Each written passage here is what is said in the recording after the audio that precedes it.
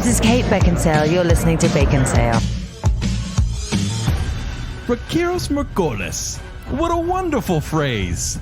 Rakiros Morgolis. Ain't no passing craze. It means all sidekicks die for the rest of their days. It's our henchman-free philosophy. Rakiros Morgolis. Wow. Wait, is Morgolis Latin? It's High Valyrian. That's what I was like. That's totally Game of Thrones. Yeah, it's Valar Morgolis, but it's Rakiros Morgolis. So you just did a Disney-themed Game of Thrones reference. Yeah. You can translate henchman and sidekick into High just Valyrian? Go to Google and then go to High Valyrian Translator. Wow. That's what I did today. Welcome to Baconsale. I'm Joel. I'm Kent. And I'm Zack. Hey, Zack. Welcome I'm back. Welcome back, Zack. Thank you for letting me out of my box. I appreciate it. You didn't have to eat all that Wendy's either. I did anyway. Well, technically, he was back on the bacon bit we just had. So Yeah, that's true. Yeah. Illusion. But thank you for listening to our last show, our Wendy's menu challenge conquering that we did. Yeah. We ate everything on the menu at Wendy's, and some people had things to say about it. Like Kendall J., who said, great choice in Dave's single in a combo. And also, well done for playing the Russian national anthem in your outro. Comrade Jake, love of potatoes makes him true Russian. It's a baked potato. Potato. A.B. Osby said, I once worked in an office where my boss would ask me to go get Wendy's for her, and she would buy me lunch if I did. She honestly would ask for a quad every time. Nope. We never did the quad. We only did the triples. And then he says, one time she asked me to buy her a quintuple, 5 patties. I wish I was joking. I think that's illegal in this state. How, like, the triple was bad enough. Yeah. How could you do a quintuple? That's a bad ratio right there. Oh, I hate it. Also, thanks for the love on the episode art. I'm just saying. Oh, yeah. It was so good. Oh, and then Christy Barba said, 1, the episode art is terrifying. Wait, terrifying? Terrifying. Wait, terrifying? It's humorously terrifying. Okay, good. It's great. 2, Kent, your dad jokes are amazing. Yes. You were crushing it. Bone 3. Nuts and Harmony, guys. 3, is it possible to listen and not immediately go to buy Wendy's? Nope. So, 4, thanks for inspiring a random Wendy's picnic. We love fries dipped in Frosty and the chicken avocado BLT. We never think that will happen. We always think we talk so much about the food that people are just as sick inside as we are. Yeah. And then people go. Like almost every single of these menu challenges that we've done, people Except will say, for Burger I went King. after. No, people did. People went, They I went did? to Burger King. Yeah. They said, you maybe want to have Burger King. Guys, I have never been on a We Ate Everything. Yet. We are 4 for 4, not the Wendy's 4 for 4. Every single one that you've done, I have immediately, before the episode is over, been in the drive-thru of that restaurant. We are making them so much money. And we get nothing for it. Yeah, not even retweets from Wendy's. Listener. And patrons. Yeah, and patrons. We do have a new patron. It is Andrew D. He is a tier 1 listener, jumping in at tier 1. Hey, Thank you, Andrew D. You rock. Thank you. Really appreciate you. But that's not what we're talking about today.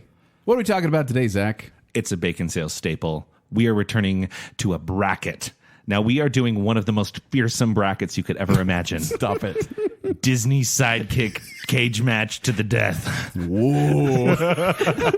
You know, Joel, do you have the numbers on when we did the heroes and villains brackets for Disney? It was early on, so right? I was going to say there are some repeats in this bracket from when we did our Disney villains back in June of 2016. That was episode 62. I think that was erased from everyone's memory, or should be. That's a 3-parter if you want to go back and listen to that. I don't. I really... I mean, we did heroes first, I think, and then No, we did villains first. No, we did regular heroes first, and then we did a villains bracket, then we did a Disney villains, and then a Disney heroes. Yes. And now we're at the Disney sidekicks. And Super henchmen. dynamic, you guys. Yeah. Pretty great. No, it's fun. People This like one this is one. fun. I like this one. People like seeing Disney characters battle to the death. Yeah, especially these ones that you forgot their names. Some of them I did. The whole list. Like, I got the list from Joel of like possible, candidates, and I was like, who? And we'll Yeah. be describing what movie each of these characters are from, maybe what kind of animal they are, and what they do in the movie, possibly. Exactly. Abilities and skills. No, or they whatever definitely you have say. abilities. Oh, come on. And Powers weaknesses and as well. And most of my information that I got is from the Disney Wiki. The official, I don't know if it's official, but Disney Wiki. See, I went Disney Wiki, Hero and Villain Wiki, and then the Wikipedia. Wikipedia? Yeah. What is that? Don't go. It's dark web. It sounds like it. Yeah. Look at Kent's search history. Don't look at my search history. And you can go see your bracket right now at baconsale.com. You can print off a bracket and play this at home with your friends and family and cause lots of contention. And it's also kind of cool because on one side of the bracket, we have all the good and loving people on the good side of the sidekicks. On the other side, we have henchmen and evildoers that are going to... there's going to be some crossover between the two because some are good, but they're aligned with evil, and some are evil, but aligned with good. I feel bad for the henchman side because they always usually bungle what the villain's trying to do. Mm-hmm. And so, but the good sidekicks are just lovable. Yeah. Well, but characters we've known for 60 years, 70 years. A lot of these henchmen, Disney takes them and makes them good at the end. So a lot of these say redeemed at the end or formerly evil. And no, but this is a fight to the death. This is. And we're going to put these in a Hunger Games style arena where we kind of create the arena in a tailor-made fashion. Now, so it allows Batman to know all the weaknesses of the blah, blah, blah. Batman's not Disney. Take it easy. That's just Kent's argument for everything. So Joel usually goes like a little overboard with the environments, and he usually gives someone a advantage. Are you kidding me? And so, Zach, I would like you to pull back. Joel does? On Joel. Okay. When he gives an advantage. Please. Okay. Please. So as we get into this, I will say I've decided ahead of time that a lot of my choices are not going to be as based on my personal bias, but rather your arguments.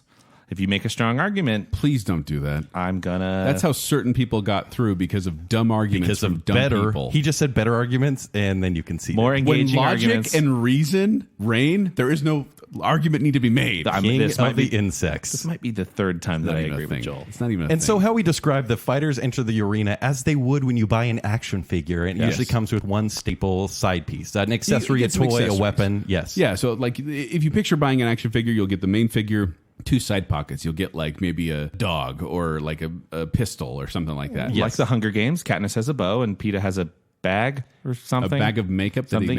So he can make himself a rock. Yeah. Stupid. But yes, so we'll go through this bracket. If you haven't heard these before, Kent and I will debate them. If we both agree, the person moves on. And a lot of these, we may agree. Yeah. But if we don't... you guys always then end up debating the other one that's losing anyway. That's true. So we're going to go through 64 teams or players. Teams, yes. Players, yeah. And they're going to get down to 32, and that will be for show 2, and that will get to our final champion in the next week's episode. Because just to manage expectations, we are only going through the first round today. Don't worry, it'll take us a while. Yeah. All right, and like Joel said, we are going to do the hero side and then the villain side. And shout out to the almighty Bacon Council. This is where this idea actually came from. Yeah, from our Bacon Council meeting we just had. So let's get started, gentlemen, with the hero side of this bracket. Oh, this is a great start. Olaf from Frozen and Piglet from Winnie the Pooh. Oh, go! So Olaf's skills is he can assemble and disassemble himself at will. He can also unlock doors using his carrot.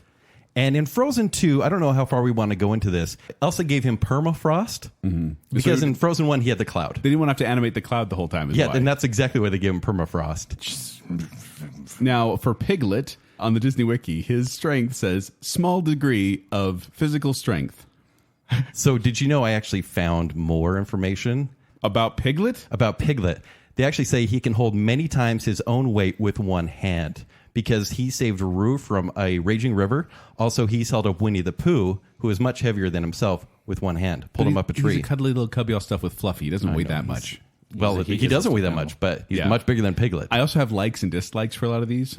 For example, Piglet's likes, being with Pooh and his friends. Haycorn, safety, helping his friends. Dislikes, danger, his size. Bees, the dark. Most woozles and blustery days. Most woozles. That's my fear, too. Most woozles. Kent, where are you going on this one? It's Olaf versus Piglet.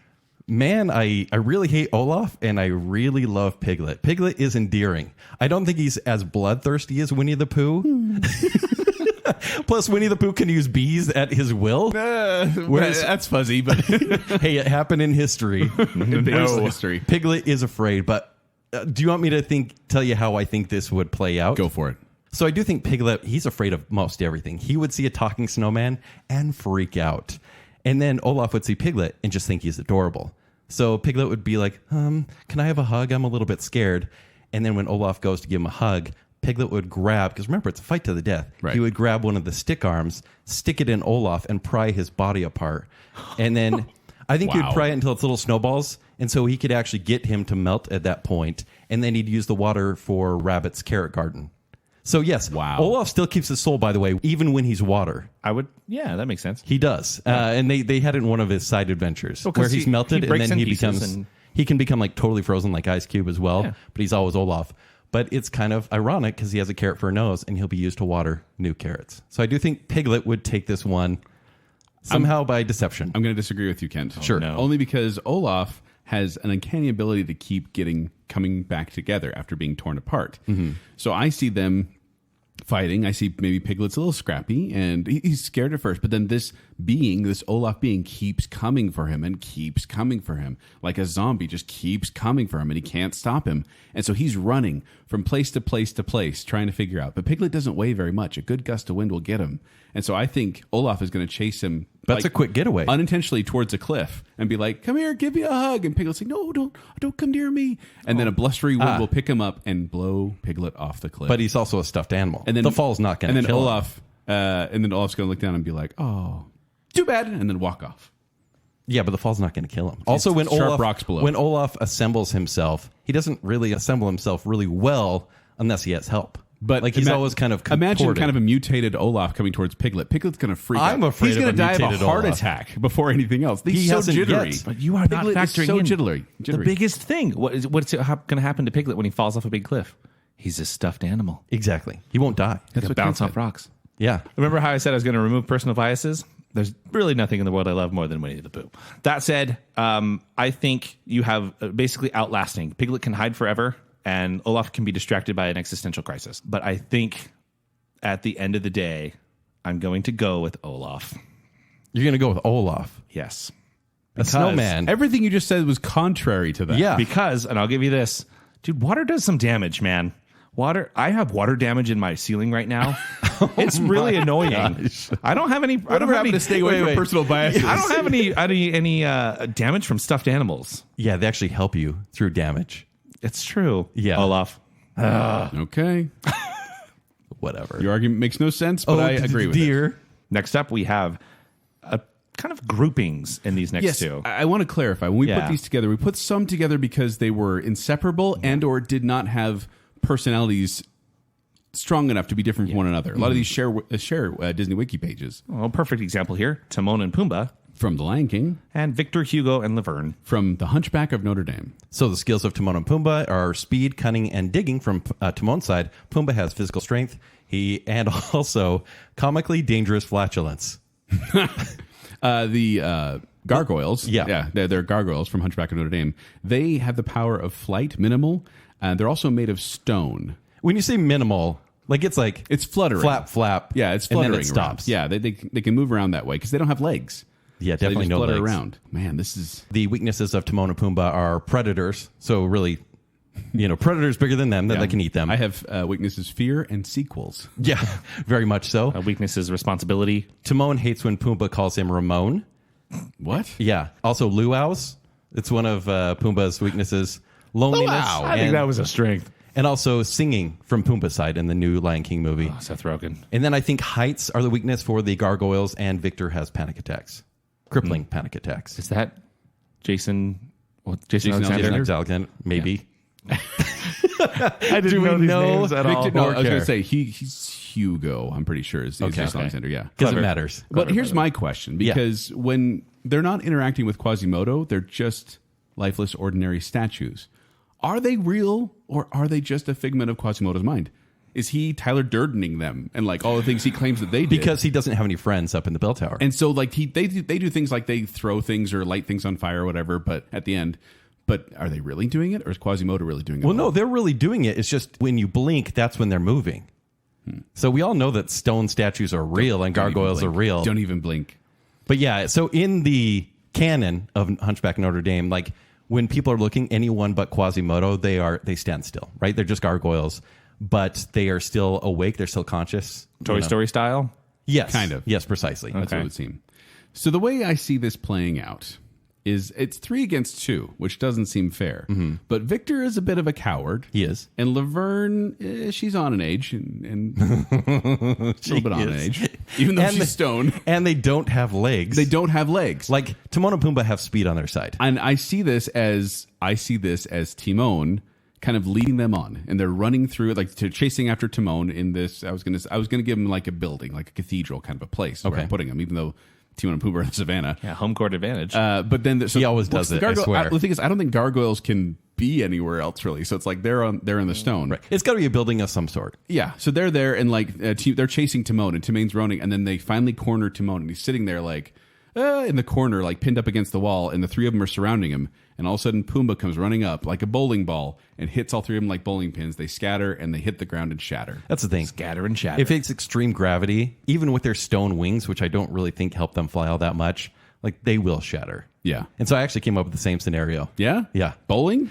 Because if the gargoyles did hit Timon and Pumbaa, like it's stone clubs. Their hands are stone clubs. Yeah. They'd be in serious trouble. I just think speed is on the other side. So we're giving it To Timon and Pumbaa. Great choice. Next up, we have Little John from Robin Hood, and Baloo. from The Jungle Book. Wait a minute. Both voiced by Phil Harris. Yeah. Both kind of anthropomorphic, obese bears. And Both- they literally reused the same Yeah. animation for both in some scenes. Yeah. Like Baloo came out in 1967, in Jungle Book in 1967. Little John was Robin Hood in 1973, so not that far between them. Right. Skills of Little John, cooking, spying, dressing up, archery. He's good with daggers and a quarterstaff. Whereas Baloo, his skills are his roar, his physical strength, his fighting skills, dancing skills, singing skills, and piloting. And survival skills. And being Bill Murray. Piloting. Are you Tailspin. Tailspin. Tailspin. I think it's a separate Baloo. No, we are using Tailspin How as he, canon. he doesn't even wear a hat or a t-shirt. Just a in- like, how did he get plane skills? Look, that never made sense to me when I watched it Tailspin. makes sense somehow. Man. Also, I put survival skills because he's able to, eat the ants under the rock and things like that. He knows how to live in the jungle. Right. So weaknesses of Little John, he's a large target, obviously, and he doesn't have much of a carnal instinct. They're the exact same size target. Yeah, that's true. Because Baloo, he's easily distracted, he's bad at disguises, and he loses the claws on his front paws. Also very forgetful. Yeah. Weaknesses for Little John, I have no pants. Yeah. Because that's But then Baloo wears Classic no Disney pants too in weekends. Tailspin. either go pants or go naked. Like, it just seems weird. It's like working from home. Oh, man. So I picture the fight going like this. I'm listening. So Little John, very good at disguises, as we've seen in Robin Hood. He would dress up like a lady bear, and he would woo Baloo. All he would need to do is put a wig on, because clearly in the jungle, that's all you need to discriminate that it's a lady bear. So Baloo would try to show off to John. He'd be singing and dancing to her. Little John would start a tango, and then all of a sudden, because he's got weapons, he has arrowheads, you name it, he would then start dicing up Baloo, and he would skin him. Oh, my gosh. Why? The whole show is going to be on Kids this, Joel. will listen to this. He'd skin It's him. got pictures of Disney on the cover art. Oh, yeah. Get ready. No. Baloo's no. getting skinned. No. Oh, Because no. he has actual weapons. But there's the thing, Ken. Weapons are fine. But when you got the brute strength of a bear that took on a tiger in the Jungle Book, you're going to have the fierce competitor win. Little John's He's not soft. facing a tiger. He's facing himself with weapons. Little John is soft. He basically relies on Robin Hood almost the entire movie. And dressing up as a woman, sure. Dressing up Good as at an disguises. orangutan and fooling all the other orangutans with nothing more than like coconuts, that takes some skill. Didn't last, by the way. It didn't, but Because it was a bad disguise. In the Disney Wiki, he says bad at disguises. he's not that bad at disguise. He fooled him for almost the entire song, and then at the end, when they slapped him on the back and it came off, then he was revealed.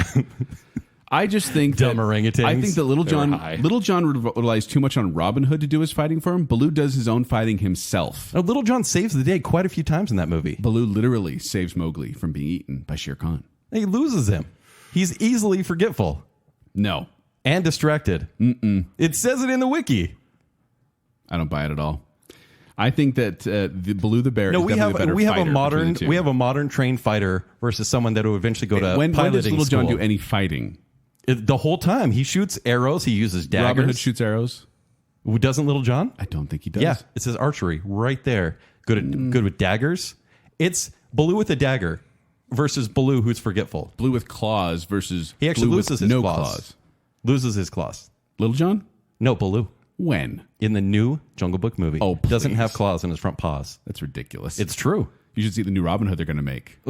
No, it's going to happen now. Taron Egerton? You wish that into existence. Wow. This is difficult. I didn't expect Why it. are we disagreeing so much? This is I know this is first round stuff. I like your argument, Joel, about who Baloo has gone against, but I like that Little John has weaponry. I think he can use it to his advantage. Weaponry He's a modern fighter. only goes so far. And by modern, I mean medieval times. They could have been at the same time. Little John, I think, has that little bit of an advantage, and I'm going to give it to him.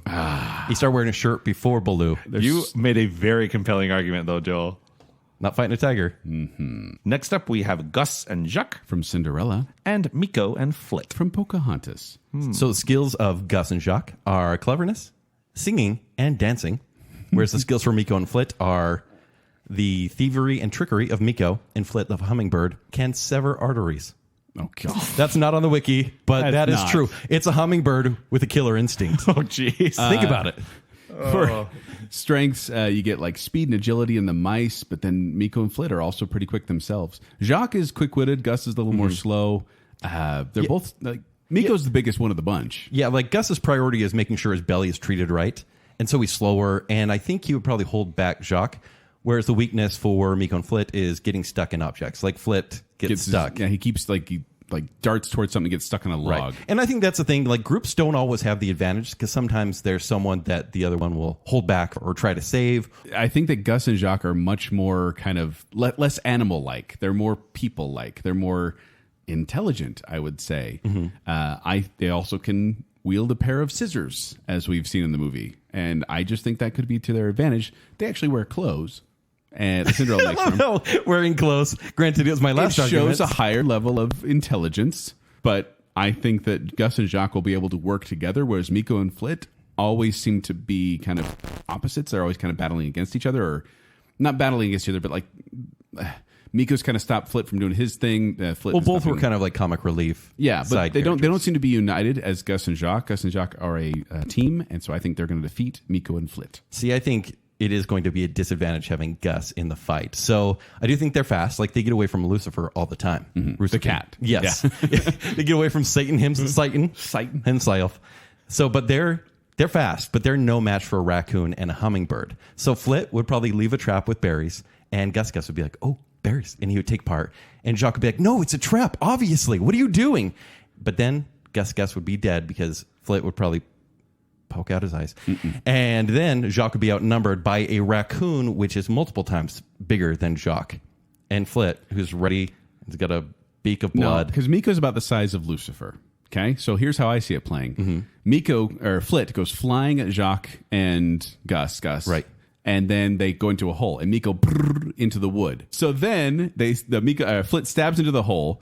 Miko goes over there to pull him out, and as he's pulling him out, they push a vase or a jar, or whatever happens to be on the top of the thing, on top of Miko's head.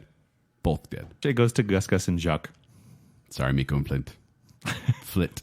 Speaking of mice, let's keep this rolling with Timothy Q. Mouse From Dumbo. versus Sven. From Frozen. What? Yeah, I know. So skills of Timothy Q. Mouse. There's a lot of animal sidekicks in Disney movies, tons. obviously. Almost exclusively. So Timothy Q. Mouse, I love that. Do we know what the Q stands for? Quaint. Quaint. I don't know. Quigley. It's Quigley. Quigley Down Under. No, that's Rescuers. So his skills are intelligence, wittiness, creativity, which all intelligence, by the way, and deductive reasoning. Once again, the skills of Sven are great speed, strength, and jumping ability. And Timothy Q. Mouse, his weakness, he's prideful. He's got a lot of pride in him. And Sven, his weakness is lacks the ability to talk, and so has to have someone else do it for him. Yeah, and sing for him as well. Yeah. Also, Timothy Q. Mouse has a weakness of his flashy clothes. Like, it makes him easy to spot. And also, he's an alcoholic.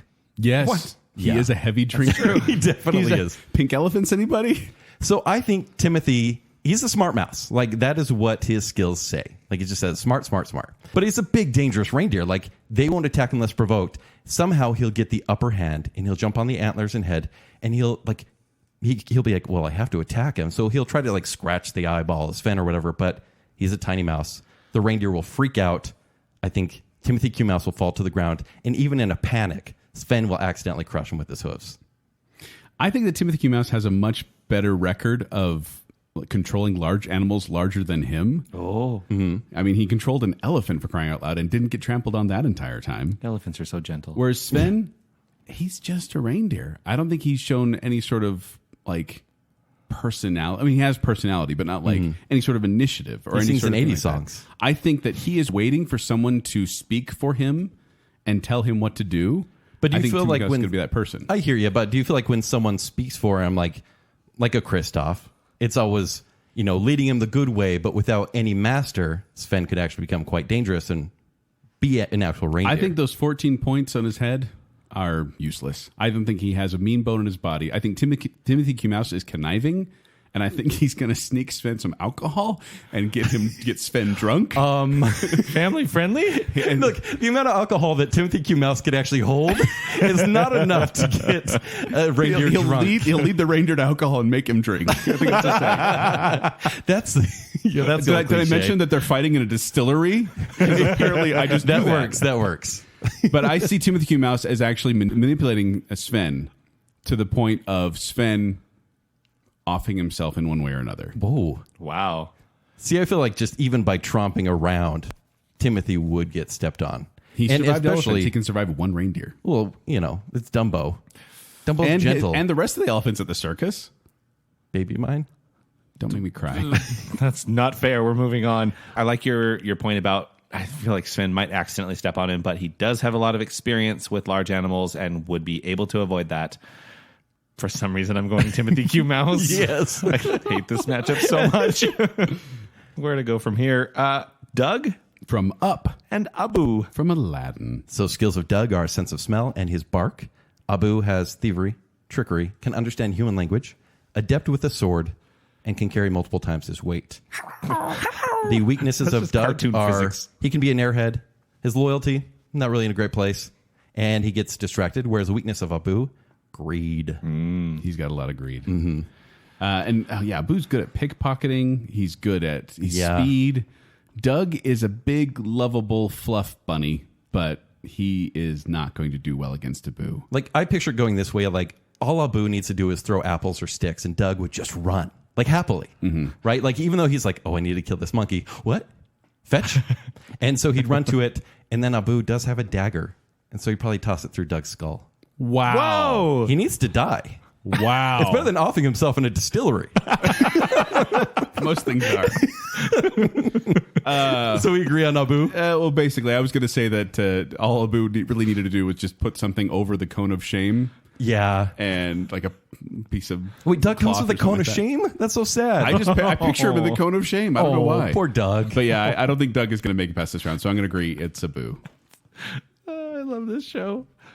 Oh, thank you for making up for Timothy Q. Mouse. This next quick story. I recently rewatched Hercules. Great movie. Did you know that this next character, Phil, From Hercules. is Philoctetes? Yeah. There's a C in there. I never Yeah. knew. And Mushu. From Mulan. This is great pairing because Danny they're DeVito versus both Eddie Murphy. mentors. Yeah. These are mentors / trainers. Yeah. Some are better than others. And much smaller than who they're training. Yes. The skills of Phil are knowledge of fighting skills. And apparently, in the wiki, it says his agility and acrobatic skills exceed young Hercules, but not older Hercules.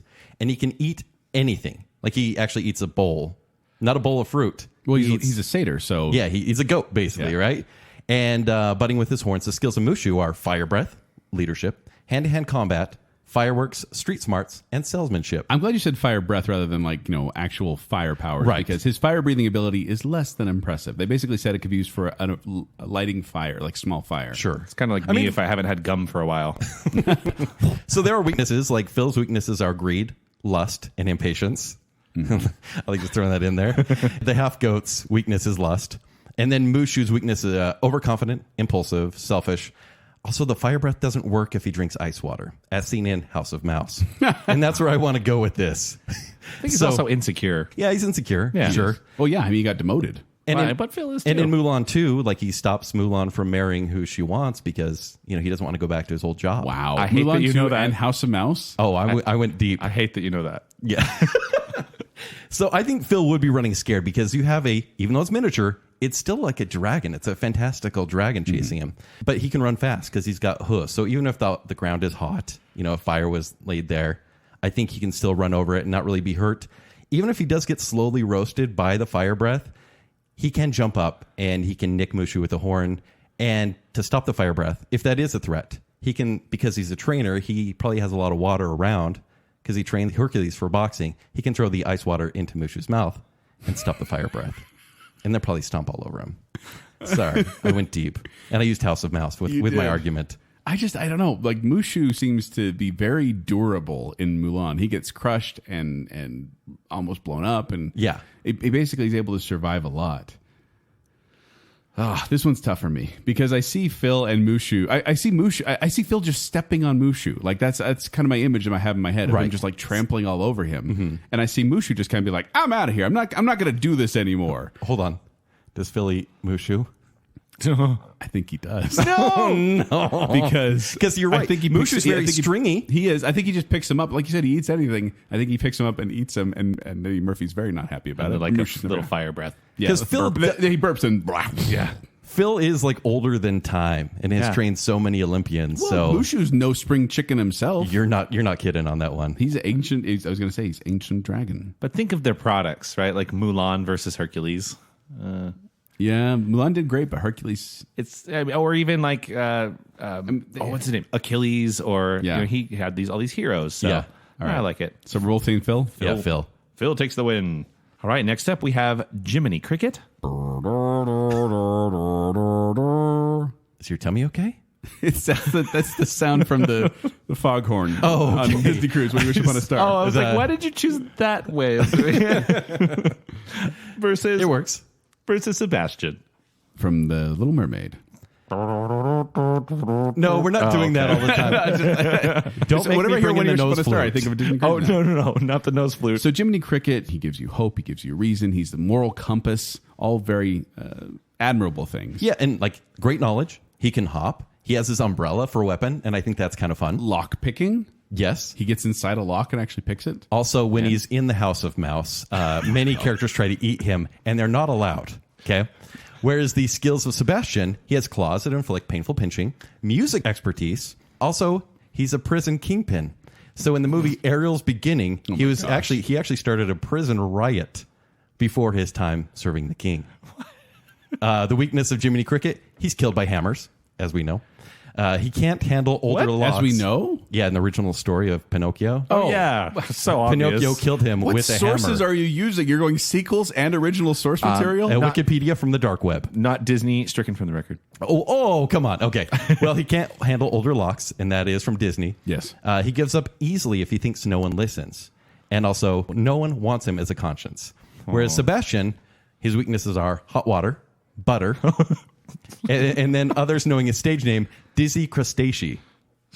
Wow. That's from Before the Prison Riot. So what do you have on the fight here? I was going to say, this is a very simple one for me. I also like this pairing because no one listens to either of these. characters. that's true. They're both trying to be moral compasses for their protagonist. Yes. And they keep getting shoved off. And they also have beautiful musical numbers, both of them. I Like actually think chasing after their. I think they'll both protagonist. almost talk each other to death because they'll have like a filibuster, like the great sidekick filibuster, because they'll use diplomacy because that's how they run as a character. Oh, man, I feel bad saying this knowing kids are listening. But you know how I've already gone there. Well, I was going to say, you know how some kids, maladjusted kids, shall we say, pull the wings off crickets and grasshoppers and whatnot. Come off real easy. Sebastian's claw, just one in the head. Little top hat rolling down the hill. I just see one snip and Jiminy Cricket's gone. I think that's exactly it. I think like maybe they'll shake hands and agree that like Pinocchio! yeah, exactly, and then they'll use the claw, pinch, body's cut in half. Oh, but shout out to like the greatest Disney song ever from Jiminy so good. Cricket. So good. But Sure.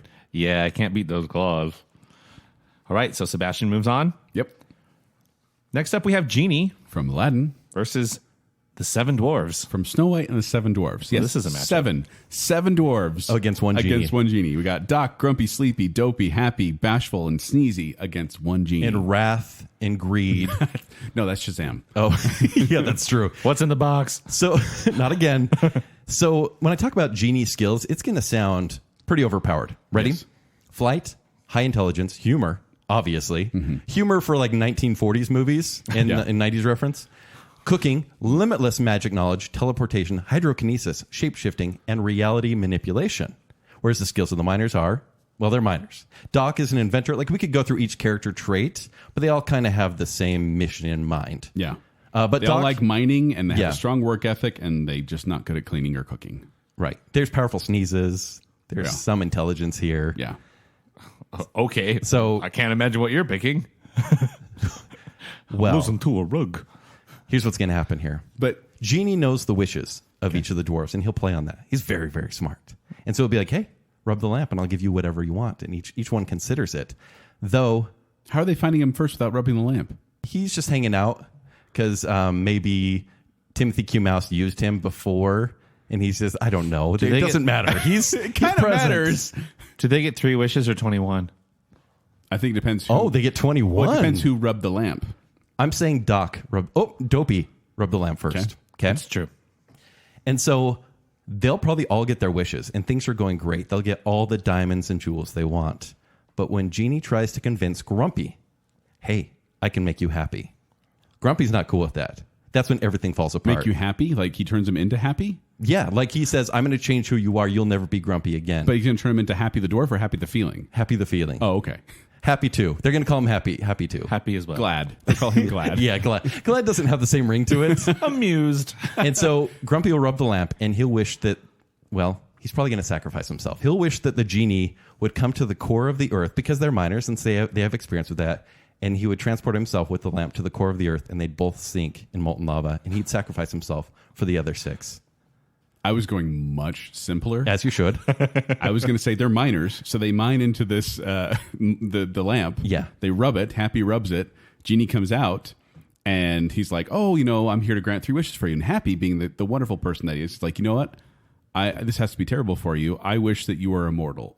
Mortal. You became mortal. Mm-hmm. And he's like, thank you so much. The bracelets come off. He's like, thank you. That was great. Grumpy comes up, pickaxe to the back. Genie dead. The big blue back. Also, we're skidding around one big issue here, Kent. The genie cannot kill someone else. That is one of his main rules. He has no way to kill the dwarves. But he skirts around his rules all the time. He does. He can't let people wish others to die. He can't skirt around with a pickaxe in his back. Oh, yeah. So Grumpy stays alive in this scenario?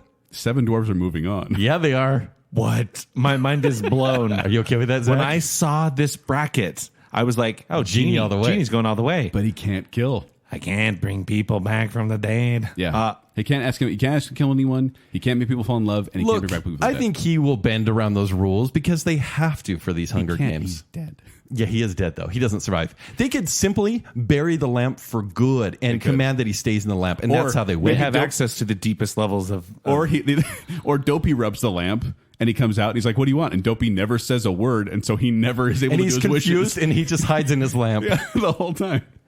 Yeah, Genie's gone. 7 dwarves. Moving on. For the win. What? Happy and glad all of a sudden. Don't get mad. What? What just happened? Genie can't kill. 7 dwarves. The Iron Giant just lost.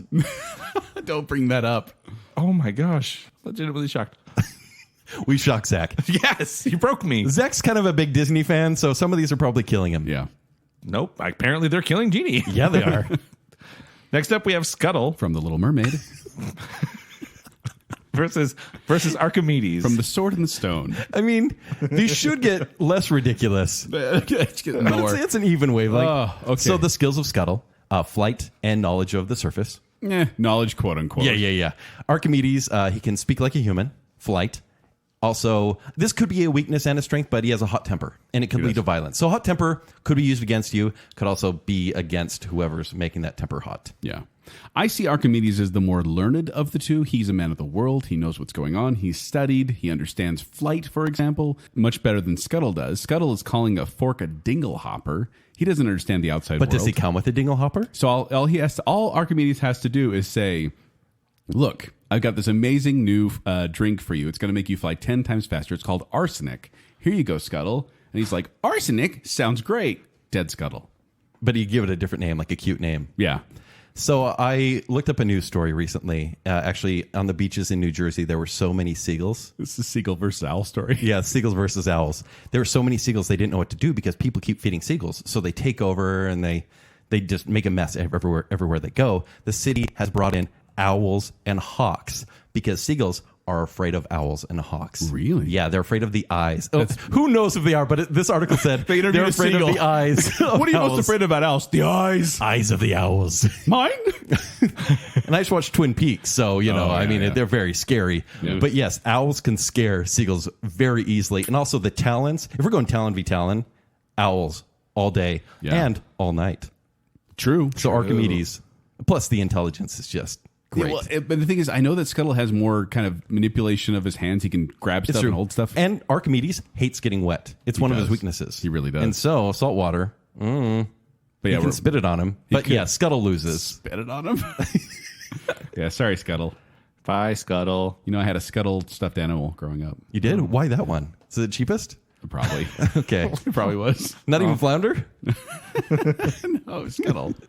Did it sing? I like Scuttle. No. You like Scuttle? Come on. I like Scuttle. Nobody likes I think Scuttle. Buddy Hackett is a great comedian. Wait, that's Buddy Hackett? Yes. What? Oh my gosh, it is. It's Buddy I Hackett. just never pieced them together in context. Next up, we have Lumiere. From Beauty and the Beast. Oui. And Zazu. From Lion King. So skills of Lumiere are flame projection. Mm-hmm. I couldn't find out what he's made of, but I did find maybe copper, so partially made of copper. Yeah. Or brass, possibly. Probably brass, I would say. Also, he's rebellious, and the skills of Zazu are flying. That's what it has on the wiki. And advice giving. Yeah. Once again, a mentor that no one listens Puns. to. Weakness of Lumiere is rust. The wax can't last forever, and he's a bit too flirty. Can the wax last forever? Because he's enchanted. He is enchanted, but you could cut the wax off. Like, apparently it doesn't burn off. Yeah. But you could cut it into pieces. Could you? Whereas the weakness of Zazu is he's easy to capture and put in a cage. Literally in Lion King, he's in a cage most of the movie. Yeah. Well, it's even like it's got like the bone cage, the rib cage that he's in. Yeah. He's literally can walk out through the bars. Yeah, but still he stays there. Yeah. So wait, we're giving this to... Well, I think Zazu would have a bird's eye view, right? Obviously he can fly. But then he'd only see a candelabra, and he'd be like, oh, that's interesting. Maybe that is Lumiere, who I'm supposed to kill in this round. But Lumiere doesn't have to do anything. He can stand still. And he could just look like a normal household item, because everyone has candelabras. And then... I have like 6. And so Lumiere may or may not attack, but when he does, he could wrap his limbs around Zazu and choke him out while slowly cooking him. Oh my gosh. Well, can't he? Yes. I think Banana Beak's going to go down. I don't think there's like really. It was one of those things where I'm like, what does Zazu bring to the table? Because he literally just talks, and then like he gets hit one time, I think by Scar, just flies off and hits the wall and slides down. And he's out cold. I mean, the beak is tough, but not against brass and or copper. No, I think if he tries to bite any of that wax off, he's getting a mouthful of flame. Yeah. Zazu's the worst. Lumiere wins.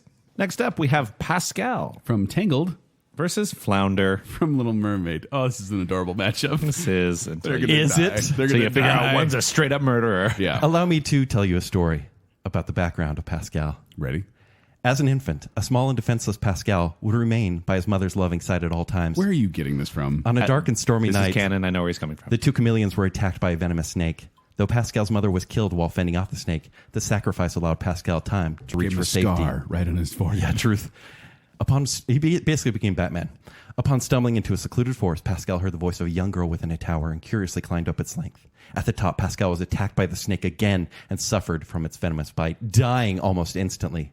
Fortunately, the young girl he heard was Rapunzel, and she was able to use the healing magic of her hair to revive Pascal. And so these two were sealed forever. Is this from like the Rapunzel TV series? Yep. The Yes. Tangled series. It's quite good. Skills of Pascal are camouflage, the long tongue, and the killer instinct. Flounder, I have straight up murderer. straight up murder. Yeah. The skills of Flounder are fast swimming. He's very fast. And he also has corkscrew move, which is helpful as well.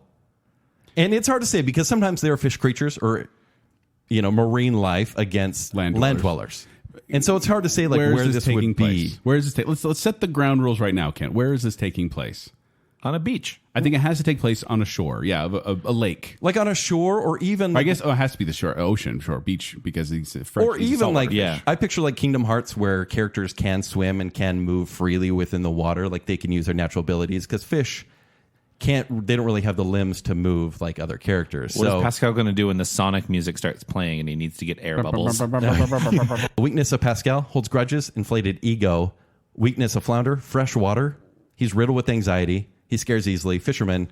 And he was also once served to Ariel in the House of Mouse What? on a platter. What? So much House of Mouse. Yeah. This is actually a pretty easy one for me because Flounder's a guppy. They say he's not a guppy. What if he's but the he's a wild guppy. card, though? He's a guppy, and so he's very fearful. He doesn't understand what's going on. He's going to be swimming around, and what he doesn't have is the ability to camouflage. Pascal could literally be on the beach, camouflage. No one could see him. Flounder gets up and starts looking around. Stabby, stabby. Well, this is exactly what's going to happen. Pascal is going to use his tongue and camouflage it as a fishing line and make the end of his tongue like red fish eggs. So he'll be fishing with his tongue. and so he'll immediately snag Flounder and rip his gills out with his adorable hands. Whoa! They're adorable hands, guys. Adorable doesn't make it better. It's got to kill him. Pascal is real cute. Flounder's dead? Flounder's dead. He is a guppy. I feel bad because he survived a shark attack. Barely. And now we have Cogsworth From Beauty and the Beast? and Thumper. From Bambi. What? I'm so glad Thumper made an appearance in any bracket. Well, it's like I was like, should we do Thumper and Flower? But it felt like Thumper was kind of his own thing, and Flower was, there. So the skills of Cogsworth are scissors, singing, dancing, and close combat. The skills of Thumper are speed and jumping ability. Weaknesses of Thumper are fire, predators, and the sound of silence. And then the weaknesses for Cogsworth is daylight savings. Well done. So rabbits are actually prone to chronic illness, toxins, and vertebral disc disease and arthritis. They don't actually live as long as we want to keep them as pets. Right. Thumper's got some issues. So I do think Thumper would be thumping on Cogsworth because Cogsworth is a clock. He's an old man at this point, but he's got time on his side. But Cogs would use his last resort and sound the alarm chime and spook Thumper because Thumper is easily scared. And then when Thumper is spooked, he'd pull off his clock hands off his face and use them as daggers and slash the back legs of Thumper.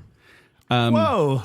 Yeah. I disagree. Okay. Because I feel like Cogsworth, as you said, is an antique. If you've ever had an antique clock in your household, you drop that thing, it's shattering. If you start doing like major vibrations by Thumper turning around just kicking him, he's going to shatter to dust. There's no way Cogsworth is coming out of this unscathed.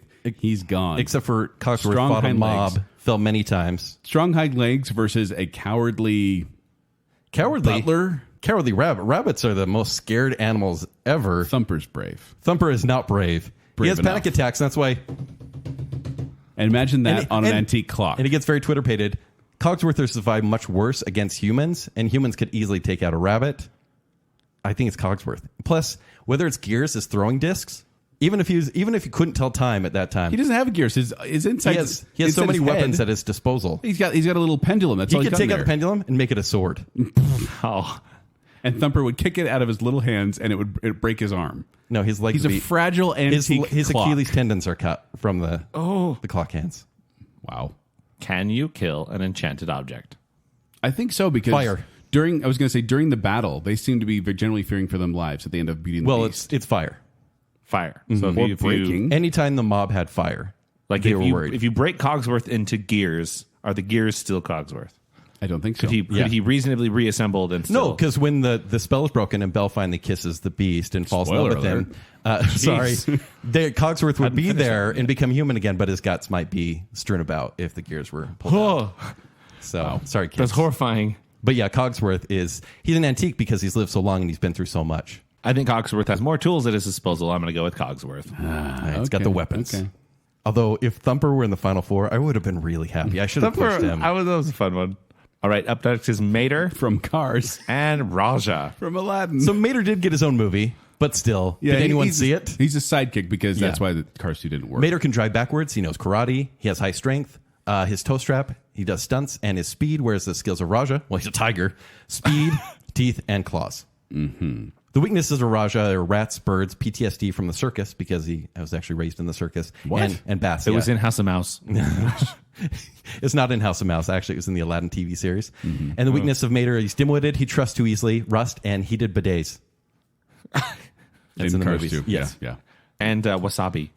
This is a tough one because Mater is completely Metal. ignorant about anything. But Okay. yeah, he's also made of metal and is a car and could hit a tiger pretty easily.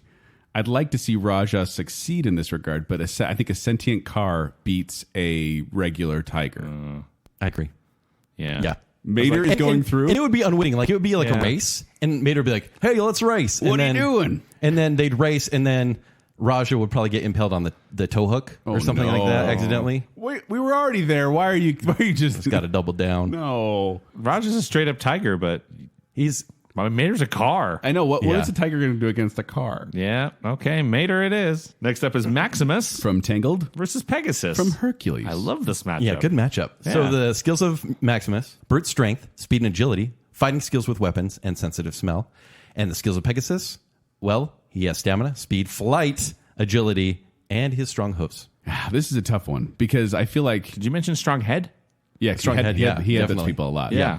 But Maximus also usually carries he has a frying pan at the end there. And he can handle a sword. Wait, does he carry the frying pan? No, the soldiers are carrying frying He pans. does in one scene. He does one scene. Yes. They all convert to frying pans. But it does. apparently. Doesn't it feel like that Pegasus is basically Maximus, but with wings? Yeah. Except for there's a size difference where Maximus is huge. And Maximus is trained in military tactics Yeah, but Pegasus went after a Hydra, so with Hercules on his back. That's true. What did Pegasus do on his own? Is my question. Nothing, because they're best friends. Like, they always need each other, Hercules and Pegasus. So does that mean Pegasus's one accessory is Hercules? No, Nice. geez, no. The winner of our Disney bracket. So I do think Pegasus, I mean, the flight is a huge. It is big. Yeah. So I think Pegasus will get the drop on Maximus, but Maximus will be waiting. In fact, Pegasus may have broken the law, and we know how much Maximus respects the law. And so Maximus has survived long drops before. Even if he does get taken up, he will somehow comically survive the long drop. All it takes is one snapped wing, which Maximus can do with a pan, anything, his hoofs, his teeth even, and he has the weight he needs to crush Pegasus. So I'm going to give this to Maximus, even though he doesn't have wings. Maximus just seems way more imposing. And Maximus can wield a sword. Yeah. I've seen him wield a sword in his teeth, and I think if Pegasus tries to headbutt him while he has the sword in his teeth, it's not going to go well. No, not at all. I'm giving this to Maximus. Whoa, I'm surprised. Here we go. Wow. I have a Maximus standee at my house. Yeah? Great. I'm honestly surprised, but I like it. Maximus is substantially bigger. Yes. All right. Next up is Tinkerbell From Peter Pan? against Flora, Fauna, and Merryweather. From Sleeping Beauty. 3 against 1. It is. So, fun fact about Tinkerbell, she has her own star on the Hollywood Walk of Fame in real life. What? Yeah. Also, she has a double at the Madame Tussauds Wax Museum, which is cool. pretty cool. For such a tiny character. Her skills are magic powers, fixing, flight, super smarts, advanced intelligence, weapon creation and upgrades, craftsmanship, good at handling weaponry and machinery, and can craft armor. Skills of Flora, Fauna, and Merryweather are powerful light magic, chromakinesis, telekinesis, transformation, enchantment, and gift inducement. It's a lot of words, but gift inducement, I think, is the biggest part. Okay. So I actually think Tinkerbell would ask for a gift because she loves building things. And she'd be like, hey, before we fight. We're doing the talking Tinkerbell then? Oh, yeah, absolutely. Yeah. This is Tinkerbell with her own movie series. Those movies are so bad. Yeah, they're pretty bad. Yeah. If my daughters listen, which I won't let them, I love them. But she would ask for a gift, and the 3 fairies would give her all the parts she needs to create a weapon. Actually, it's a 3-shot crossbow, and she'd send that to them as a thank you. I do like the 3 fairies all together, but they debate all the time. They did a lot of infighting there. Whereas Tinkerbell is so intelligent that she would get the upper hand or the upper wand. I'm going to disagree, only because I watched Sleeping Beauty fairly recently, and their magic is very powerful. They're able to turn like a barrage of rocks into bubbles and a boiling oil into a rainbow. Like, they have these magical powers. Tinkerbell, she has the power of pixie dust. No. She's basically gasoline for flying. So I like that. I see one wand pointed at her, and Tinkerbell is nothing but fluff. But she's Tinkerbell. She tinkers. Her brain is always working, always building. And so, yes, they can turn boiling oil into bubbles or whatnot, but then right behind them, there's another trap, and she would be ready. In whatever environment it is, she's already made it a Home Alone situation. Oh my gosh. Yes. She is the Kevin is McAllister of the Disney universe. Based on Peter Pan, 1953, she is but we not. are using the entire Disney canon, and in her own movies, she is So the she's Julia Roberts too? tinkerer. Yeah. No, that's not a Disney movie. No. Isn't it now? I thought they bought that one out eventually. yeah, they probably owned did. it. Probably is. Yeah, it's 3-on-1. I feel bad for Tinkerbell because I think she's a But it's one Good brain pixie. versus 3 distracted fairies. Flora, eternal. Fauna, eternal. Merryweather, a name. No, but in Maleficent, Mistress of Evil, one of them You did turns not. into dust. You did not. Yeah, one of just them use dies Maleficent easily. in canon. I'm so sorry. You did not. But I did. And for that Automatically reason, disqualified. they're not eternal because Terrible. one of them dies easily. Terrible. 3 against 1. Tinkerbell sucks. Oh, Are you serious? Yeah, Flora, Fauna, Merryweather. That was easy. I'm all for the 3-for-1, but Tinkerbell does not suck. She's the worst. No, she is not. Personal bias aside. Yeah. No, I like the 3 against 1 argument. Then they use more magic. All right, we're on the villain For side. dress colors. Henchman time. Henchman time. Now, Over to the like other you side. mentioned, there's a lot of bumbling happening here. Just saying. First up, we have LeFou from Beauty and the Beast. and the White Rabbit. From Alice in Wonderland. Skills of LeFou are musical talents, torch, pitchfork, and he can withstand freezing conditions. Skills of the White Rabbit is he's hard to catch and he has great speed. This is difficult because LeFou is, his name literally translates to the fool. Yes. He's kind of a bumbling idiot and follows, Gaston around. But he does advance the plot for Gaston. Like Gaston's pretty lazy and needs LeFou as a scout. Right. But then the White Rabbit, it did say that LeFou, it said his successor, it said, what did it say, paraphernalia, that he comes with a torch and a pitchfork on Disney Wiki. White Rabbit, he's got a clock with a chain. I don't know. But he's very fast. Look out, Achilles tendons. He's got a clock. Well, Hey, as we know, Cogsworth. I'm talking, around the neck and everything. So the weakness of White Rabbit is he's hasty, disheveled, cowardly, and he has OCD, severe OCD. I don't think LeFou would be able to catch the White Rabbit because he's not very fast, but he would probably wait him out because he's good at withstanding any conditions. In fact, an entire winter. Yeah, he waits and becomes a snowman. He waits for so long. Yeah, and so he'd wait for him wherever he was, and he'd wait for him with a pitchfork and maybe even hit the watch. Because I don't even think if he can't catch White Rabbit, maybe he'll get like his greatest treasure, which is the watch, and this would cause the White Rabbit's OCD to flare up, and he'd probably have a heart attack. So LeFou. I'm also saying LeFou, but I think it's just because he has the weaponry and the know-how and the killer instinct. Yeah. And I don't think the White Rabbit has that. Even though he works for the evil queen, I don't think he has the killer instinct. No, he doesn't. So I'm going to say LeFou as well. I think he's more... I was surprised to see him on here. I think he's a reluctant villain, if you will. It's like who they're... Oh, are you going off the new Beauty and the Beast? It's more Zack. who No, they're aligned with. I mean White Rabbit, not LeFou. Oh, okay, LeFou was the first person I thought of on this bracket. Yes. And Yeah. with LeFou's win, there is still the possibility of an all Josh Gad final. All right, we've got Lawrence From The Princess and the Frog. and Wiggins. From Pocahontas. And explain Lawrence to everyone that doesn't remember who the heck short, this guy is. He's the short, obese, bald guy that takes the shape of Prince Naveen in Princess. Yeah, he's the one that kind of convinces Prince Naveen to talk to Facilier. Yeah, he's greedy. He's so power hungry. Yeah. And even though he's conflicted as well, he does feel bad for his actions. He does start a lot of this tragedy in the story. Yeah. Wiggins, however, by the way, voiced by David Ogden Stiers, who's Cogsworth. Mm-hmm. Same voice there. He is kind of just this yes man. Kind of annoying, honestly, how just smarmy he is. I was watching clips of these people, and at one point they yell "savages" coming the thing, and he runs away. Yeah, he hides. He was Wiggins was terrified. His skills are crafting animals out of bushes, and he's a decorator. He's good at wheelbarrow pushing as well too. Whereas the skills of Lawrence is he's very conniving. That's like his main one. Also at Disney World in Frontierland, he's known as Voodoo Larry. They have a play before you eat that he poisons the food but gets chased out, and the food is magically cured before you eat it. So Voodoo Larry will definitely outsmart the coward Wiggins. Yeah. Wiggins, I don't think stood a chance. Although I was really impressed. He was able to push his big old obese boss around a wheelbarrow like it was nothing, but he's hidden strength, coward. like Piglet. He's a coward. He would cower, and Lawrence is a schemer. Voodoo Larry moves on. Next up, we have Big Baby From Toy Story 3. and Cy and M. From Lady and the Tramp. Skills of Big Baby are strength. He can rotate his head, and he's the strongest toy at Sunnyside Daycare. Skills of Cy and Am are intelligence, claws, agility, and destructive tendencies, as we well know. Yeah, they're the Siamese cats, if you don't know who those are. If you don't, please. Weakness of Big Baby is machine washable, but only on the gentle cycle. Also, his cotton body can be destroyed. The weakness of Cy and Am are catnip and being canceled.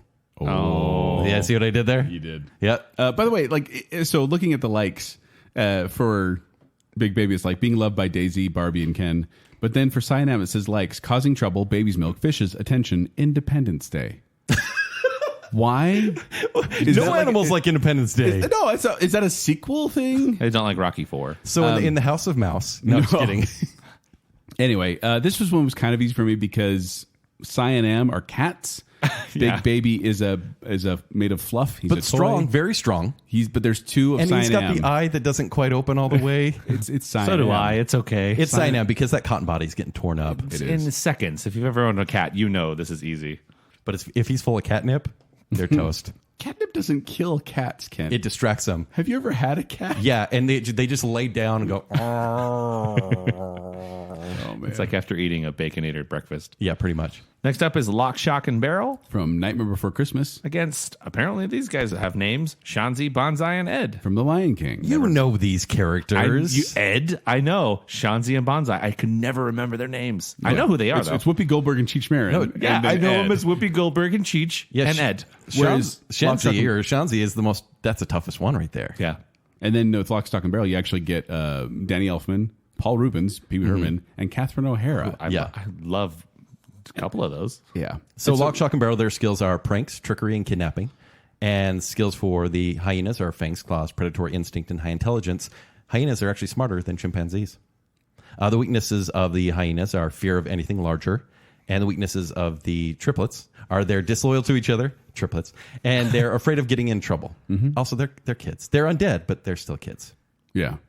I feel like Lock, Shock, and Barrel need an authority figure in their life. Totally. But then Shenzi, Bonsai, and Ed also just seemed like they needed Scar. Because otherwise... Unless they get revenge. And they did end up turning on their master. Yeah. Whereas Lock, Shock, and Barrel just got scared into submission. Hyenas track by smell, and nothing smells worse than a corpse. Wow. And that's what Lock, Shock, and Barrel are.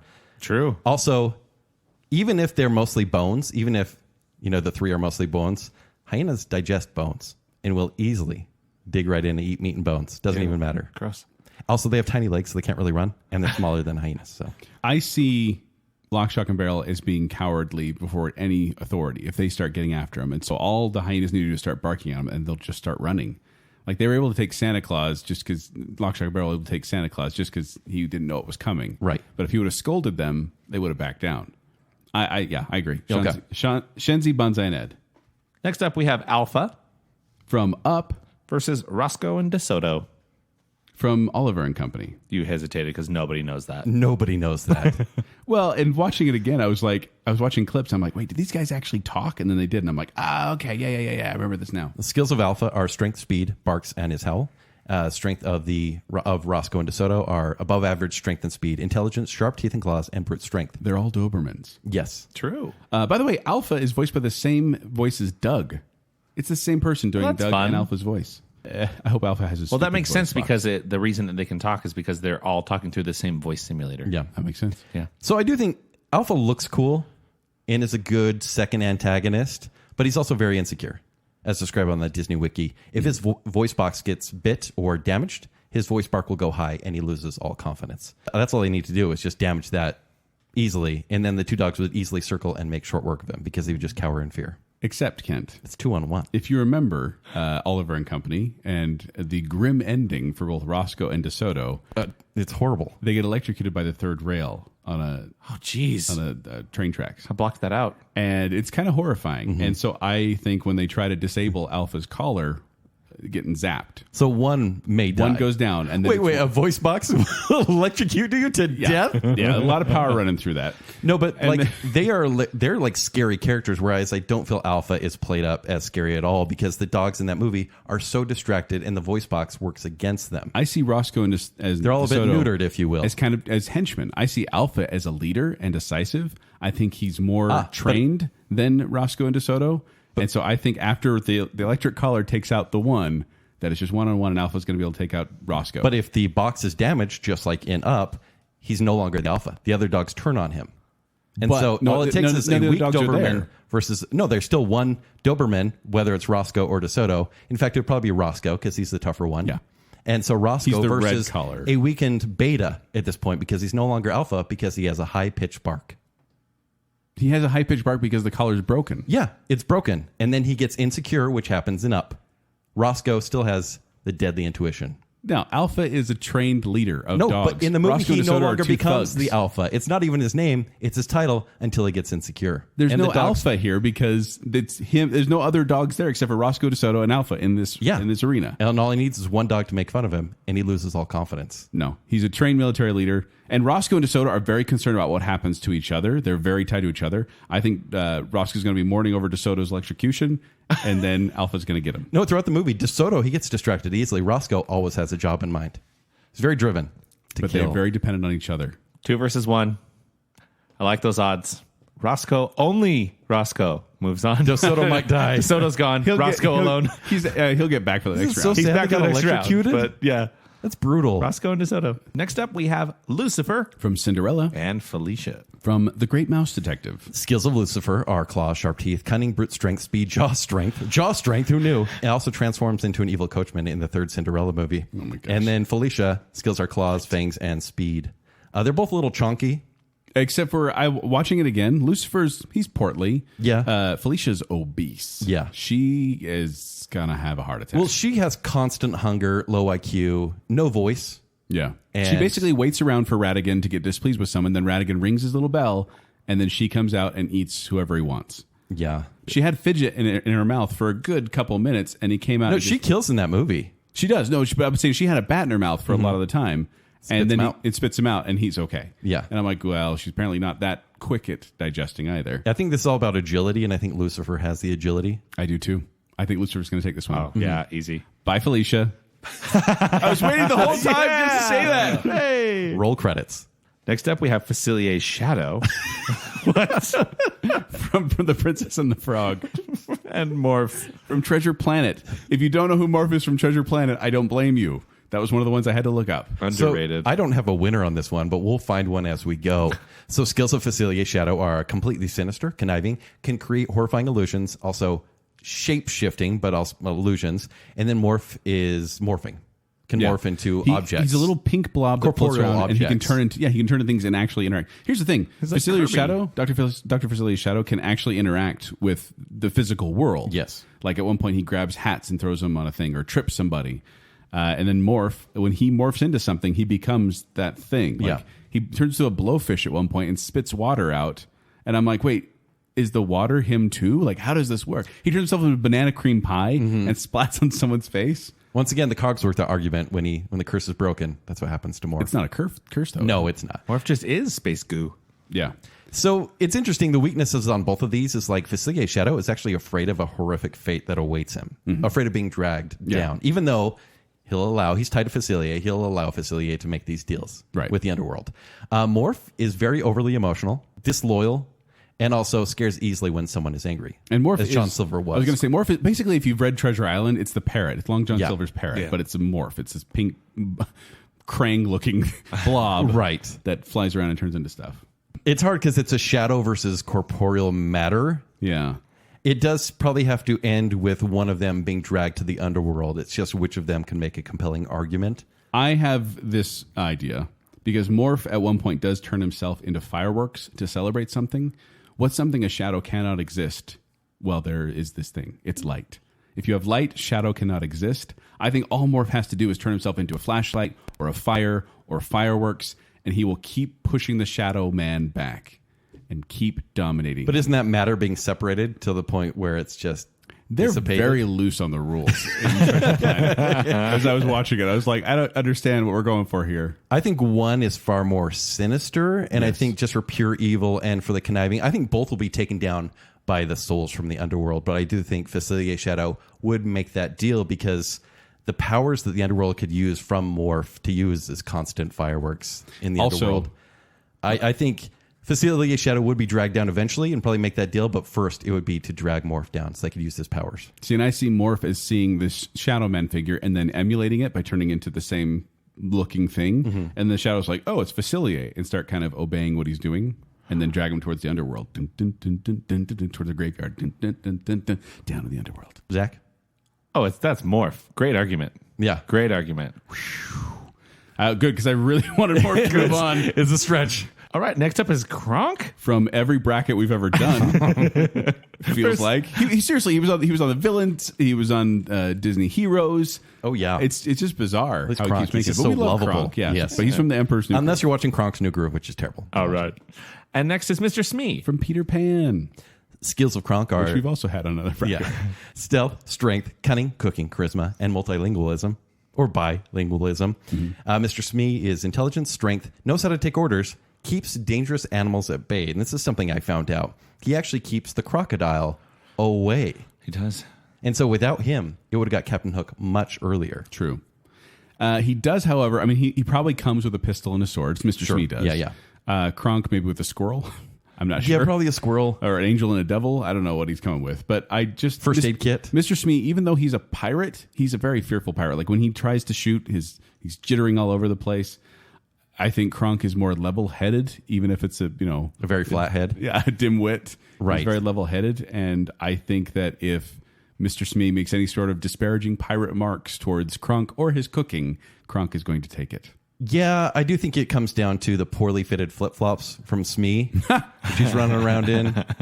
Also, I think Kronk's a more physical specimen and able to endure longer. Which may not always work on his side. No, but I think against Mr. Smee, it would. Kronk's going to take it. Kronk goes on. Next up, Iago From Aladdin. versus Diablo. From Sleeping Beauty. Skills of Iago are flight, powerful talons, beak, mimicry of characters, like he can actually speak. Whereas Diablo is flight. He can transform, but he needs a Maleficent to do so. Right. How does Gilbert Gottfried's voice become Jasmine's voice so easily? So confusing. It's amazing skill. So the weakness of Iago is he's greedy, he's traitorous, he has a hot temper, and strong projectiles could take him out. Weakness of Diablo is, well, in the end, petrification. Yeah, Merryweather turns him into stone. If you don't know, by the way, Diablo is like the crow that flies around Maleficent. Or in the new movie, the original movie from 2013, he turns into a dragon. Don't.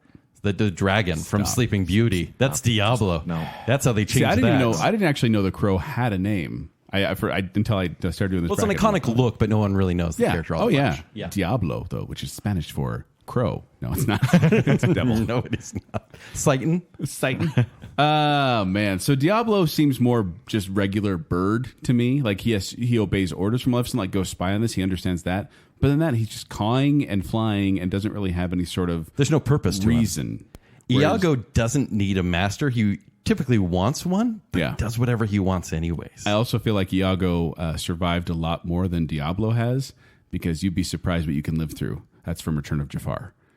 Okay. Oh, you're using Return of Jafar. The only sequel I can use because it's the only one I've seen. But no, I think Iago takes this one. Iago can even fit through a lamp hole? Yeah, lamp hole. Lamp spout? A lamp hole.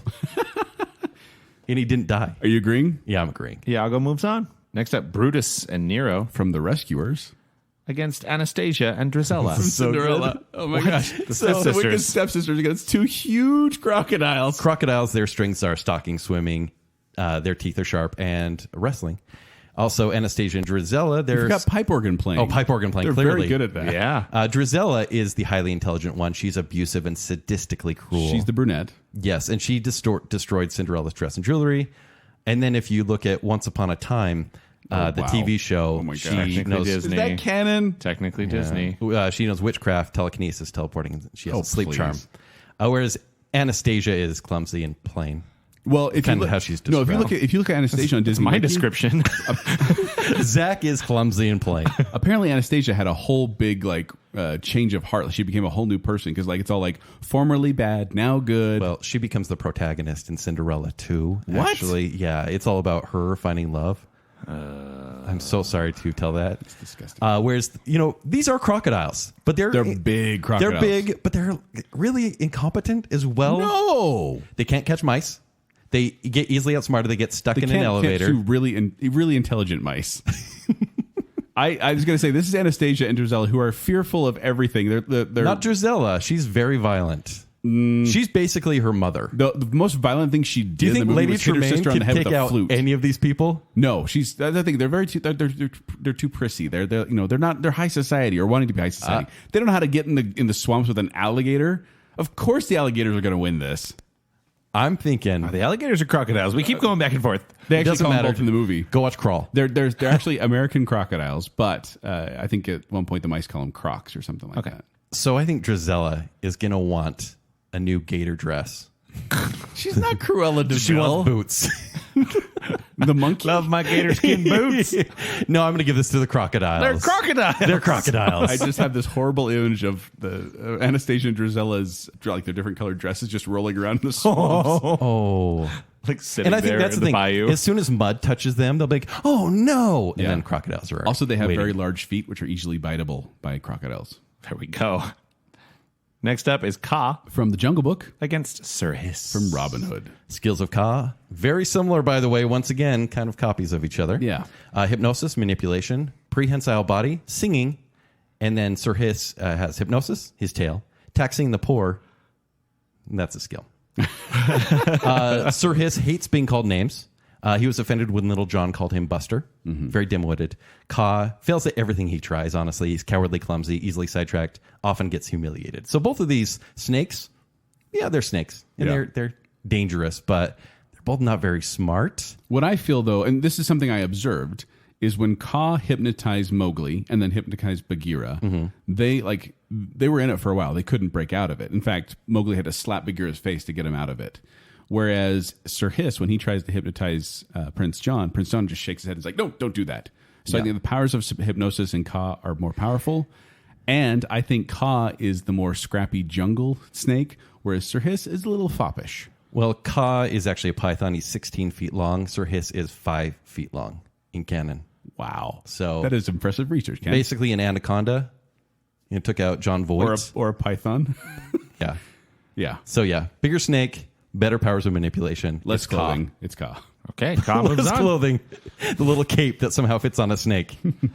All right, next up is Helga Sinclair, From Atlantis, the Lost Empire. Remember that movie? the Lost Movie. Remember that character? And Randall Boggs. From Monsters, Inc. So Randall's interesting, but not really a sidekick, but kind of a sidekick. Yeah, we've primary used it. antagonist, We don't know. but working for other purposes. Exactly. We included him because he is working for someone else. Spoiler alert. Yeah. I mean, the classic Disney secret villain. Yes. Yeah. So the skills of Randall are wall climbing, camouflage, invisibility, hand-to-hand combat prowess, and manipulation. Skills of Helga are military training, martial arts, guns, marksmanship, leadership, seduction. Hey. It's your favorite thing. She will reluctantly commit genocide. Yep. She also has a weakness of being able to keep both straps on her shoulders. I don't know if you noticed that. Like, Oh, I noticed. I said seduction, Joel. you did. It's like every outfit she wears, there's a strap. It just kind of falls off one shoulder. So weakness of Helga are heights and betrayal. Weakness of Randall are acne, insecurity, envy. And he was... Acne? Yeah, acne. Monsters University. Oh. He was beat down and possibly killed by a redneck mom with a shovel. And so Yeah. if a redneck mom with a shovel, calling him Gator, can take him out. Don't forget when Boo is on his head, Yeah. hitting him repeatedly, and he's like, ow, ow, ow, ow. Like, I like Randall a lot. I think he's very malicious. He is.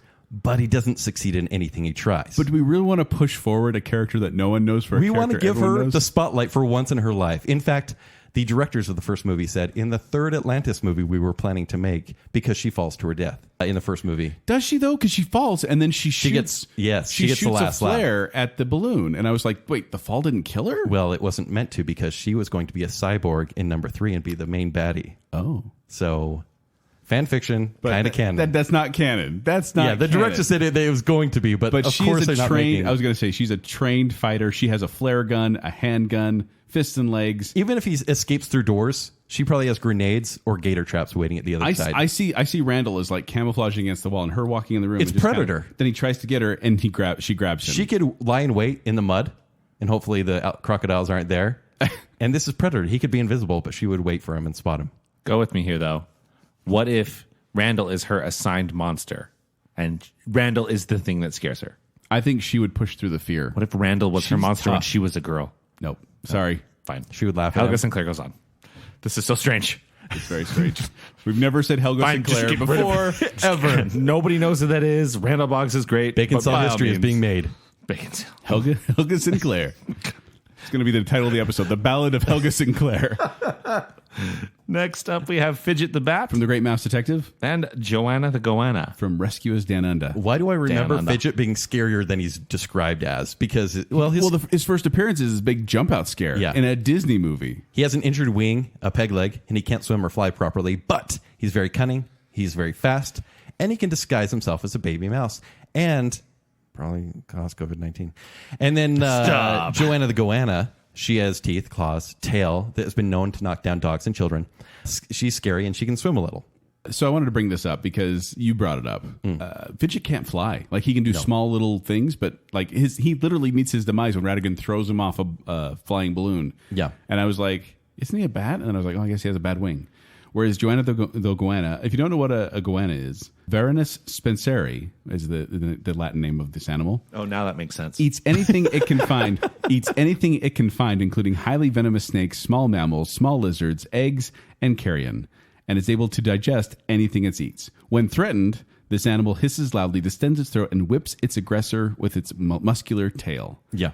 The goanna is going to eat the bat. Easily. So It's too bad because that first scene of Great Mouse Detective, I would have given it to the bat. But Well, and Fidget the Bat's a fun character. The way he speaks like this the whole time. Like, it makes me laugh. And next up, we have the huntsman From Snow White and the Seven Dwarfs. against Honest John. From Pinocchio. you mean Honest John Worthington Foulfellow? Yes. It's we want to do full name. Well, the huntsman didn't even get a name. No. In fact, he's like the most plain Disney character you can find. Beautiful eyes, though. Oh, yeah, for sure.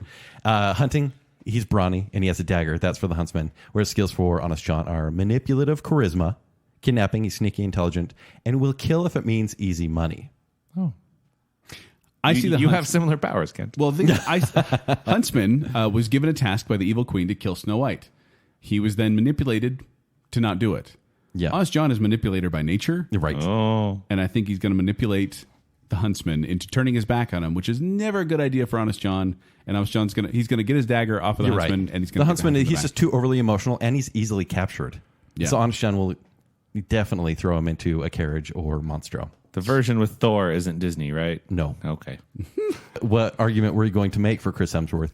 I just like Thor. He fell for Kristen Stewart. Yeah. Okay. Save it for a Huntsman show. Sustained. Moving on. Next up is Pain and Panic From Hercules. against the Bensons. From Toy Story 4. Newest contenders, the Bensons. Oh, man. So the Bensons are one of the... They're creepy. They're creepy. They're the ventriloquist dolls, right? Yes. Slappy from Goosebumps. Yeah, pretty Hey. much. So skills for Pain and Panic are shapeshifting, immortality, scheming, trickery, and they can transform, and they did, into worms, snakes, little boys, critters, and horses. And a female Pegasus at one point. Yeah. Yeah. And then the Bensons, their skills are nightmare fuel, sewing, and strength in numbers. The Bensons are also pretty subservient. I mean, they work for Gabby Gabby. Right. And they follow her orders. That's their entire purpose. They don't have a voice, by the way, which makes you wonder. They don't speak because probably they're ventriloquist dummies waiting for a ventriloquist to use them. But the problem they're is- also sentient. So how awkward is that? It's super awkward. The Bensons are awkward. They need someone to listen to, but Pain and Panic don't really listen to what they're being told. Right. They try to accomplish tasks, but they never really get to the end, as seen when they poison little baby Hercules. Try to. Yeah, try to. Yeah. They got most of the way, and they're like, we'll get there. Also, Pain suffers injuries. Panic has panic attacks. Oh, huh. And they can be dragged to the underworld. So even though they're immortal, they can be ended. Yes. The battle can end. Yes. But this is demonic toys versus Demons. mythological demons. Yeah. I was going for innocence. I think Pain and Panic would transform into the creepy little girl from Toy Story 4 that I don't remember because it's so forgettable. Gabby Gabby. Gabby Gabby. Thank you. And they would transform into her. They'd start giving instructions. And basically, like lemmings, they would tell them to jump into lava. There's lava here because I just decided. Lava just showed up. Or water, or a fire, you name it. Yeah. I see the same thing. I see the Bensons as looking for a master. I think Pain and Panic, even without shapeshifting, could turn into those masters. Right. So I think the Bensons, as intimidating as they are, they're puppets. Yes. Literally. Scary puppets. A moment for the nightmare fuel. My goodness. But that was a great addition on the Henchmen. That was Zack, right, who had that? Yeah, thank you. All right. And our last matchup For of the first this round. Horace and Jasper From 101 Dalmatians. and Flotsam and Jetsam. From The Little Mermaid. Skills Fun of pair. Horace and Jasper are strength, weaponry, hand-to-hand combat, and manipulation. Granted, these two are very different. One is definitely stronger, more intelligent than the Jasper other. is the leader, and Horace is the shorter, fatter, dim-witted one. Yes. Whereas Flotsam and Jetsam, very competent, sneaky, quick, persuasive, shape-shifting, magic eyes, sharp teeth, strength. And voiced by Patty Edwards, who was the voice of Gozer the Gozerian from the film Ghostbusters. That's canon now. Yeah. She's not Gozer. Also, these are seen in lists because, like we said, the henchmen are very incompetent. These are seen as the most competent Disney henchmen / henchfish / hench eels. Flotsam and Jetsam? Yes. They do everything they're asked. Yes, they are only accidentally killed at the end by Ursula. That's true, with and Triton. she Triton. is very sad about the lightning bolts. Yeah. Whereas Horace and Jasper, they were defeated. Like, granted, they did steal 84 dogs. but they were defeated by any singular animal that wasn't a 84 baby. puppies. Let's Yeah, calm exactly. down. If it were 85, I'd be impressed. 85 maybe, but they were defeated by every other animal, and they were pantsed by dogs, and that was really their defeat. They seem so hesitant to Also be these alcoholics. criminals. Did you know they were brothers, by the way? Yeah, I mean, I didn't know kind of that. figured. It was one of the things where I didn't really think about it until I read about it. So we have like the two most intelligent henchmen in the Disney universe versus two that lack wits. And I do think the eels would choke them out like pretty easily. 1-on-1, 2-on-2, good fight here, but the eels would win. Couldn't they electrocute them as soon as they get in the water? They could.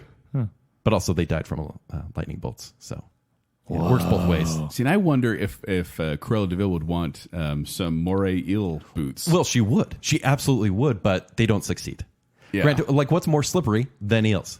Nothing. Ew, gross. Do you ever Yeah, try they're to so grab a bar gross. of soap in the shower? What does that have to do with Slippery. Okay. Weirdo. I am. I think I got to agree with Kent, though. I hate to end on an agreement so easily, but it's just, I'm looking at this, and Horace Jasper seems so reluctant to be villains and to do it. And so I see like Horace trying to like bash one of the Moray's Flotsam Jetsam on the head, and then like, I can't do it, Jasper. And then Jasper's like, I'll do it. And he comes over there. And then by then, I think they've sunk their teeth in their feet and dragged them into the water. Whenever we do these water versus land battles, they It's have hard. to be a beach. It has Yeah, to yeah, be a I get that. shoreline of Yeah. some sort. And I see them getting too close to the water and Flotsam Jetsam taking it down. So Flotsam Jetsam advance. By the way, eels are super creepy. Yeah. If you've ever been are. I'm, like, snorkeling or scuba uncomfortable. diving, and they appear from behind rocks, and they're the worst. And they got those sharp little fangs and they can electrocute you. Anyway. Okay. Well, that finishes round one of the Disney Sidekicks bracket. My goodness. Yeah, we hope you enjoyed. We hope you're playing along. Let us know on Facebook, Instagram, and Twitter if you agree with our decisions or if there's any that you disagree with, which seems unlikely because most everything we said was logical. Oh, absolutely. There's no holes in our arguments whatsoever. But let us know because we'd love to hear from you. And be sure to print out your own brackets at baconsale.com so you can play along at home with your friends and family and not have the graphic descriptions that Kent says when you're playing with your kids. Edited show. Before we go, we'd like to thank the I Am the Listener category. That's Terry Finley, Adrian Gray, Chris Strout, Braden Winterton, Jennifer Kilkowski, Sean Sandquist, Kyler just wants Joel's approval, Alicia Bass, crew congrats to Jacob on the Chalupa twins, Dutler, and Scott Sprague. And also, we'd love to thank the Bacon Council. It's Nicole D. Hale, Chris Anderson, Ryan Farron, Stephen Ross, Mats Mudrow, Jessica Terry, Brian Madsen, and Reverse Listener. Thank you so much. We love you all so much. We really do appreciate it. And to all you listener, we appreciate you as well. Absolutely. If you want to find me, you can find me at 76Joel on Twitter, or you can find me performing with Quickwits. They're performing online, so you can see them for free. For more details, go to qwcomedy.com or go to the Quickwits Facebook page. If you want to find me on Twitter or Instagram, it's at Kenny3DD. And if you want to read my movie reviews, it's ShowtimeShowdown.com. If you'd like to connect with me, you can do so on Twitter and Instagram at Tumbling Mustard. But more importantly, make sure you're following Baconsale on all your social media sources, including liking the Facebook page, as well as following on Instagram and Twitter. And while you're doing that, make sure you go to tpublic.com/Baconsale and get yourself a Baconsale shirt or mug or sticker or Mask. art for your wall, anything. And then if you like what's going on the show, go to patreon.com/Baconsale and you can support the show. Support starts at just $3 a month and you can get some fun goodies like Bacon Bits and extra video reviews from Joel's kids and other sorted fun things. Zach's going to be starting doing some stuff as well, so you get to know Zach a little better on Patreon. Uh-oh. Until next time, vote for Helga Sinclair.